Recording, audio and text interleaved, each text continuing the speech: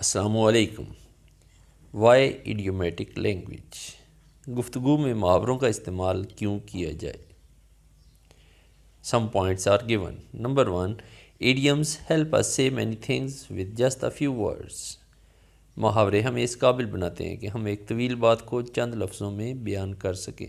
Number 2, they help us enrich our language. They are nicer to listen to and make the conversation less monotonous and more funny.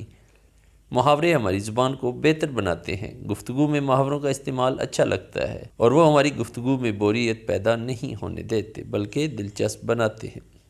Number 3, idioms are often used by native speakers. So if you want to sound like one, you should start using them.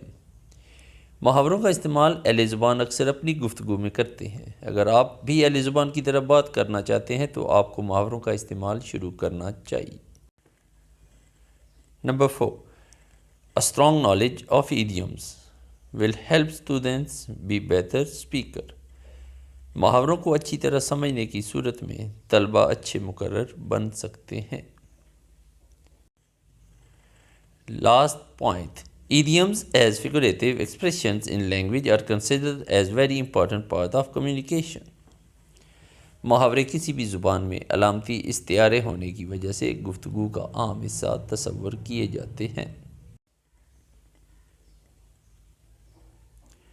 In all the videos of playlist number 10 of YouTube channel English by Muhammad Ali Bilal, one idiom will be shared.